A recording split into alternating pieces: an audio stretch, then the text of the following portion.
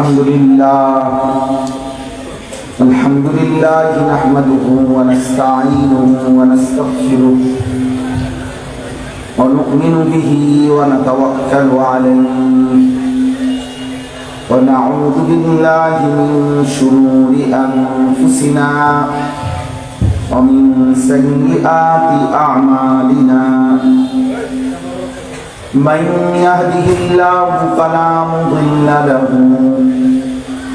ومن يضلله فلا هادي له ونشهد أن لا إله إلا الله وحده لا شريك له ونشهد أن سيدنا وحبيبنا ومولانا محمدا عبده ورسوله أما بعد فأعوذ بالله من الشيطان الرجيم بسم الله الرحمن الرحيم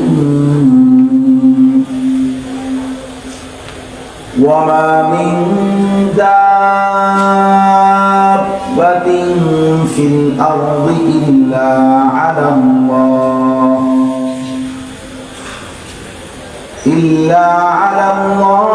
رزقها ويعلم مستقرها ومستودعها كل في كتاب مبين وهو الذي خلق السماوات والأرض في 6 أيام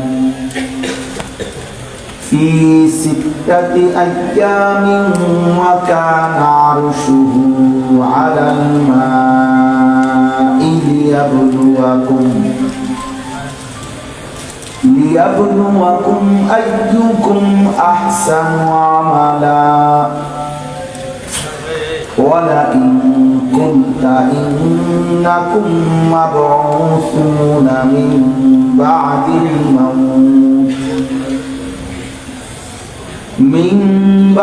الموت ليقولن الذين كفروا إن هذا إلا سحر مبين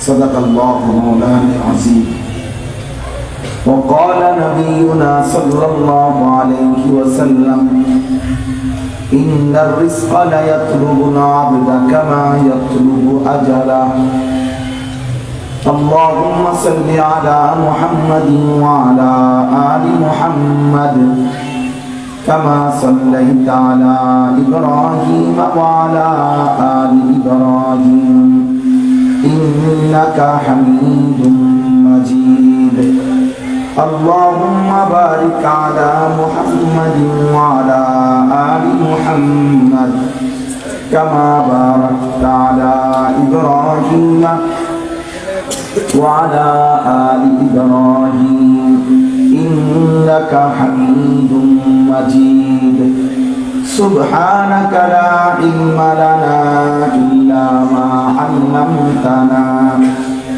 إنك أنت العليم الحكيم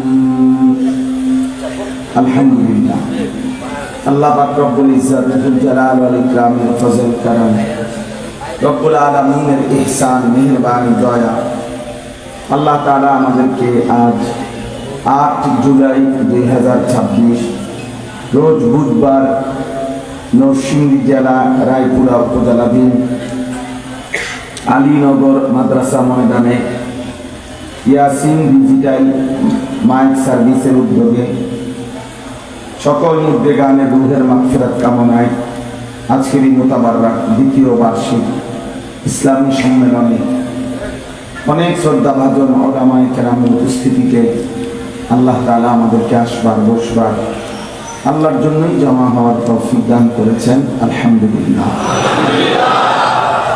পবিত্র কোরআনুল কারীমের 12 নম্বর পারা 11 নম্বর সূরা। সূরাটির নাম হচ্ছে সূরা হুদ।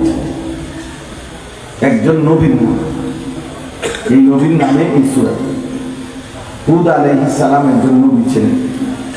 হযরত নূহ আলাইহিস সালামের পরে ইব্রাহিম আলাইহিস সালামের আগে, এই মাঝামাঝি সময়ের নবী হযরত হুদ আলাইহিস সালাম,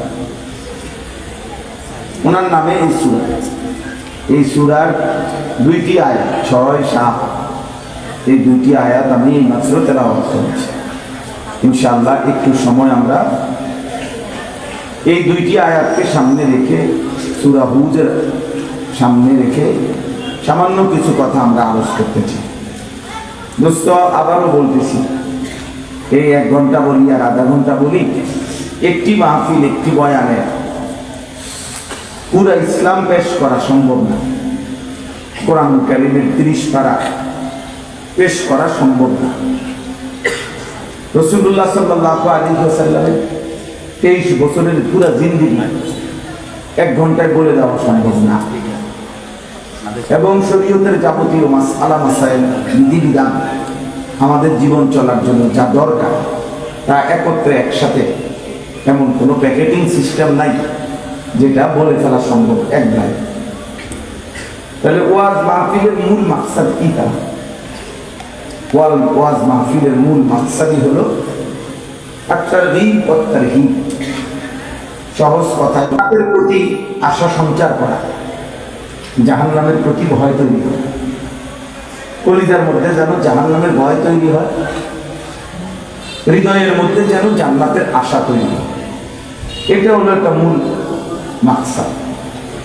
আগ্রহ তৈরি করা, নিজের মধ্যে একটা প্রেরণা আসা, নিজের মধ্যে একটা অনুভূতি যায়, এটা হলো মূল একটা মাকসাদ। কোরআনুল কারীমের মধ্যে আল্লাহ তাআলা বহু ঘটনাবলী উল্লেখ করছেন এবং নবীজি সাল্লাল্লাহু আলাইহি সাল্লামকে বলছেন এই ঘটনাগুলো বিভিন্ন নবীদের ঘটনা, বিভিন্ন পাপীদের ঘটনা, বিভিন্ন জাতির ঘটনা। আল্লাহ বলছে, বন্ধু, এর উদ্দেশ্যই হলো ইবরাতুল লিউলিল আলবাব, যারা বুদ্ধিমান বিবেকবান তাদের জন্য উপদেশ, তাদের জন্য উপদেশ। তাহলে উপদেশের জন্য আল্লাহ তাআলা কোরআনুল কারীমের ঘটনাবলী উল্লেখ করেছেন।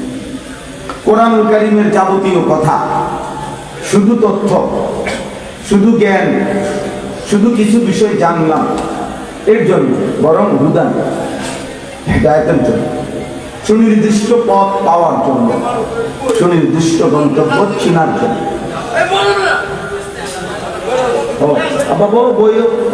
বসেই শুনুন, পিছনে ওনাদের কষ্ট নেই। এই সাইডে দিয়ে এসে বসতে পারে, কয়েকবারই তো বললো তোমার বল যে একদিক দিয়ে সুবিধা করে বল, প্রয়োজনের জুতা নিজেদের পায়ের জুতা একসাথে করে ওটার উপরে বল।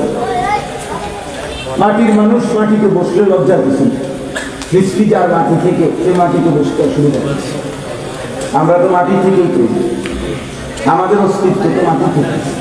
অতএব মাটিতে বসার মধ্যে বেইজ্জতির কিছু নেই। আমরা মাটির থেকেই সৃষ্টি এবং সেখানেই আমাদের ফিরে যাওয়া। আমরা এই জন্য দাফনের সময় সবাই এটা জানি, মাটির কথাই স্মরণ করায় দেয়। মিনহা খালাকনাকুম ওয়া ফিহা নুঈদুকুম ওয়া মিনহা নুখরিজুকুম তারাতান উখরা। এই মাটি থেকেই আমি আল্লাহ তোমাদেরকে সৃষ্টি করেছি, এই মাটিতেই আমি তোমাদেরকে ফেরত আনতেছি, আবার এই মাটি থেকেই আমি একদিন পুনরায় তোমাদেরকে হাসরের ময়দানে উঠাব। তাহলে আমাদেরকে আল্লাহ তাআলা এটা মনে করাই দিয়েছে। তো যাই হোক, তো আমি বলতেছিলাম যে আল্লাহ তাআলা বলছেন ইবরাতুল লিউলিল আলবাব, বিবেকবানদের জন্য উপদেশ আছে। কোরআনুল কারীমে বলতেছিলাম যে কোরআনুল কারীম একটা বই আছে, অনেক বই, যে একটা তথ্য আছে এখানে, ওখানে অনেক গবেষণামূলক অনেক কথাবার্তা আছে। এতটুকুই যে একজন মানুষ গবেষণা করে কিছু লিখছে, আপনি শুনলেন একটা গবেষণা। কিন্তু কোরআনুল কারীম শুধু গবেষণা কর্ম না, শুধু জ্ঞান না, বরং এই জ্ঞানের মাকসাদ হেদায়েত। আমি যেন একটা সুনির্দিষ্ট পথ পাই, আমি যেন একটা সুনির্দিষ্ট গন্তব্য, টার্গেট নির্ধারণ করতে পারি, আমার জীবনের একটা মাথা আছে দোস্ত, আমি সবাই বলি, ছেলেরা তোমাদেরকেও বলি, ভাই প্রিয় ভাই, তুমি যদি চোখও বন্ধ করো, ভুলেও না যাও, তুমি যদি বুঝতেও না চাও, তারপরও এটাই সত্য যে তুমি কিংবা আমি, জওয়ান কিংবা বুড়া, আমরা সকলেই মানুষ হিসাবে আমাদের কোনো শেষ নাই। আমাদের কোনো শেষ নাই। খাইলাম, দাইলাম, ঘুমাইলাম, পেশাব পায়খানা করলাম, দুনিয়া কিছুক্ষণ ভোগ করলাম, মরে গেলাম, শেষ হয়ে গেলাম না। মানুষ কখনো শেষ হয় না, মানুষের কখনোই শেষ নাই। আমরা মাটিতে ছিলাম, সেখান থেকে বাবার বীর্যে রূপান্তরিত হয়েছে, সেখান থেকে একটি নির্দিষ্ট সময় পরে মায়ের গর্ভে পড়তেছে, সেখান থেকে নির্দিষ্ট সময় পরে আল্লাহ তাআলা মায়ের গর্ভ থেকে পৃথিবীতে পাঠাইছে, এখান থেকে নির্দিষ্ট সময় পরে একদিন কবরে নিবে, এখান থেকে নির্দিষ্ট সময় পরে একদিন হাসরের ময়দানে যাবে, ওইখান থেকে নির্দিষ্ট সময় পরে আল্লাহ তাআলার সামনে নিবে, মিজানের পাল্লার সামনে নিবে, ফুলসিরাতের সামনে নিবে। সেখান থেকে কেউ পার হয়ে জান্নাতে যাবে, কেউ পড়ে গিয়ে জাহান্নামে যাবে। যে জান্নাতে ঢুকবে সেও চিরস্থায়ী, যে জাহান্নামে ঢুকবে সেও চিরস্থায়ী। তো শেষ হইল কই আপনার? এই জন্য মানুষের কোনো শেষ নেই, আমাদের জীবনের কোনো শেষ নেই, আমরা স্থানান্তর হইবার। এই জন্য মৃত্যুকে ইন্তেকাল বলে, যে তিনি ইন্তেকাল করেছেন। ইন্তেকাল মানে স্থানান্তর। ইন্তেকাল মানে এইটা এখানে ছিল, এখন এটা এদিকে আনছে, ছিল বাম দিকে মোবাইলটা, এখন আমি ডান দিকে আনছি, এই যে জায়গা লাগবে, এটারে কয় ইন্তেকাল, স্থানান্তর হওয়া। তাহলে আমরাই স্থানান্তর হচ্ছি, আমরা শেষ হচ্ছি। মৃত্যু মানে শেষ না।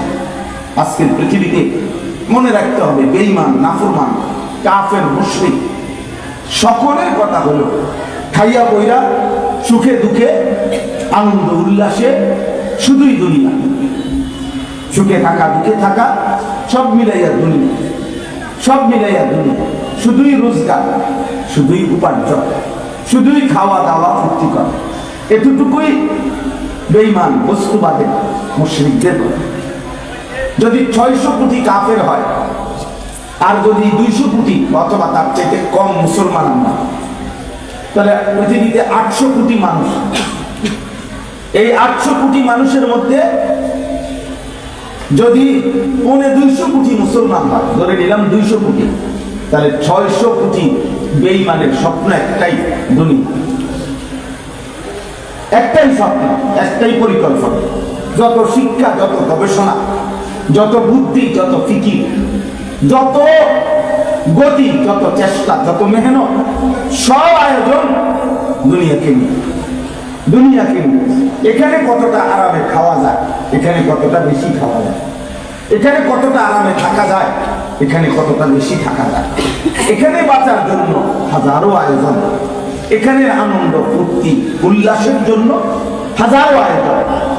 কিন্তু খোদা কসম, আপনার কোরআন কারীমের বক্তব্য হলো, আল্লাহ তাআলার বক্তব্য হলো, নবী রাসূলগণের বক্তব্য হলো, আমাদের নবী সাল্লাল্লাহু আলাইহি সাল্লামের 23 বছরের বক্তব্য হলো যে হে আল্লাহর বান্দাগণ, আমরা শুধু এখানকার জন্য, আমাদের মূল গন্তব্য আখিরাত, আমাদের ফিরে যাওয়া আখিরাত, আমাদের সুখের আয়োজন, দুঃখের আয়োজন, মূল আয়োজন আখিরাত, মূল আয়োজন আখিরাত। এই সহজ সত্য ভুলায় দেওয়া, এই আখিরাতকে ভুলিয়ে দেওয়া আজকে সারা পৃথিবীর সমস্ত বেঈমানের প্রধানতম চেষ্টা। ইমানদারের কলিজা থেকে আখিরাত ভুলায় দেওয়া, আখিরাত ভুলায় দেওয়া।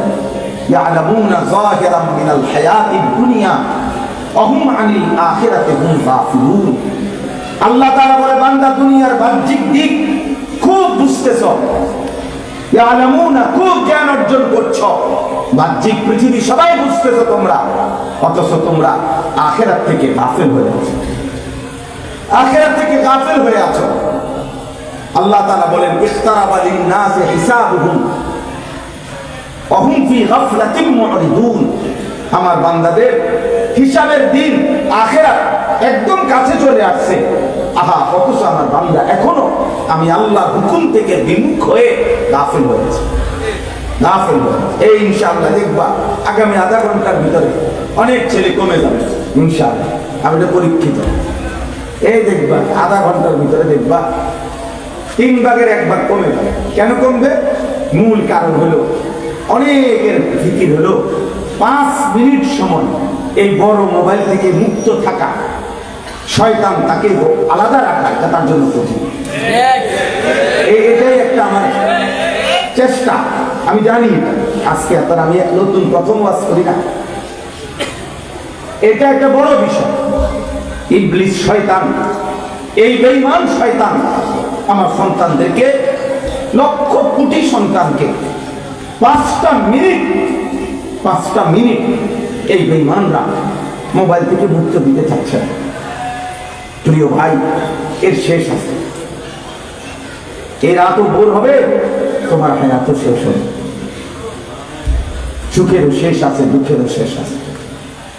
বৃষ্টিও যেমন বন্ধ হয়, রোদও যেমন বৃষ্টি হয়, আলো যেমন অন্ধকার হয়, অন্ধকার যেমন আলো হয়, তোমারই তামাশা উল্লাসেরও শেষ আছে। শেষ আছে, মনে রাখতে হবে। এই জন্য মনে করলাম বলাই বললাম আমার এই আয়াতটা বোঝানোর জন্য আমি অল্প সময় নেব ইনশাআল্লাহ। মূল বক্তব্যের কথা, আজকের পৃথিবী, গোটা পৃথিবীর যত আয়োজন শুধু দুনিয়া বুঝায়। ইন হিয়া ইল্লা হায়াতুনা দুনিয়া। আল্লাহ কোরআনে বলছে বেঈমানের বক্তব্য হলো জীবন মানে শুধুই দুনিয়া। নামুতু ওয়া নাহইয়া, কেউ মরবে কেউ বাঁচবে, স্বাভাবিক প্রক্রিয়া। কারো জন্ম হবে, কারো মৃত্যু হবে। জন্ম হইল তো সে শুরু, মৃত্যু হইলেও সে শেষ। এই হলো কাফেরদের, এই হলো বেঈমানের কথা। জীবন মানে দুনিয়া, কুলু ওয়া তামাত্তাউ, খাওয়া দুনিয়া ভোগ কর। আল্লাহ তাআলা কোরআন কারীমের মধ্যে বলছেন ওয়াদারনি ওয়াল মুকাদ্দিবিনা উলিন নি'মাতি ওয়া মাহফিরহুম কালিলা। আল্লাহ তাআলা বলেন মিথ্যাবাদী বেঈমান নাফরমানদেরকে অল্প কিছুদিনের জন্য দুনিয়া ভোগ করতে দাও। আল্লাহই বলেন যারহুম ইয়াকুলু ওয়া ইয়াতামাত্তাউ ওয়া ইলহিহিমুল আমাল ফাসাউফা ইয়ালামুন। আল্লাহ বলেন আমার বেঈমান বান্দাদেরকে, হে নবী একটু সুযোগ দেন, ওরা কিছুদিন দুনিয়ায় খাক, কিছুদিন দুনিয়া ভোগ করুক, কিছুদিন দুনিয়া নিয়ে লম্বা লম্বা আশা পোষণ করে দুনিয়া সাজাক। অল্প কিছুদিন পরেই মৃত্যু হলেই তারা বুঝতে পারবে কি করা উচিত ছিল আর কি করেছে, কি করা উচিত ছিল আর কি করেছে। আলহাকুমুত তাকাসুর হাত্তা যুরতুমুল মাকাবির কাল্লা সাউফা তা'লামুন। আল্লাহ বলে বান্দা দুনিয়ার নেশা তোমাকে আখিরাত ভুলাইয়া দিল, কিন্তু ভুলে গেলেও মনে রেখো যদি তুমি ভুলেও যাও, খোদা 365 দিনেও যদি একদিনও আমি আল্লাহকে একটা সেজদা করতেও যদি মনে না থাকে, আর একদিনও যদি একটা কাঁটা আঘাতও যদি না লাগে, যদি মনে করো 900 বছরে 1 সেকেন্ড কোনোদিন দুঃখ পাও নাই, কষ্ট পাও নাই, পেরেশানি পাও নাই, তবুও তোমার মৃত্যু হবে। তবুও হাত্তা যুরতুমুল মাকাবির, একদিন তুমি কবরস্থানে সাক্ষাৎ পাবে, একদিন তোমাকে কবরস্থানে পৌঁছতেই হবে, পৌঁছতেই হবে। কাল্লা সাউফা তা'লামুন। আর আমি আল্লাহ তাআলা সাবধান, সেদিন কবরে গেলেই আমি বুঝিয়ে দেব, জানিয়ে দেব আমার বান্দা করেছো কি আর উচিত ছিল কি, আমি চেয়েছিলাম কি আর তুমি করেছো। আমার কায়নাত আমার দেওয়া, আমি একবার না 1000 বার বলছি। আসমান আমার, জমিন আমার, গোটা সৃষ্টি বাংলা আমার। এটা আমি দিয়েছিলাম, আমি দিয়েছিলাম। আমি আল্লাহ তাআলা জিজ্ঞেস করবো, আমি তোমার বুঝাই।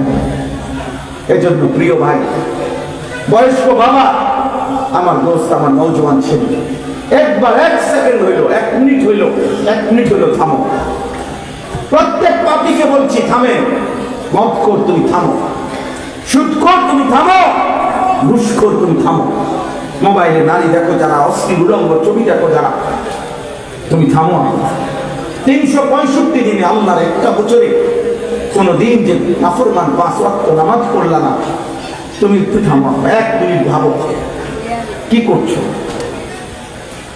এরই নাম জীবন, এরই নাম হায়াত। বেঈমানের সাথে তাহলে তফাৎ, নাফরমানের সাথে তফাৎ কি? তাহলে কোরআন কারীমের মধ্যে আল্লাহ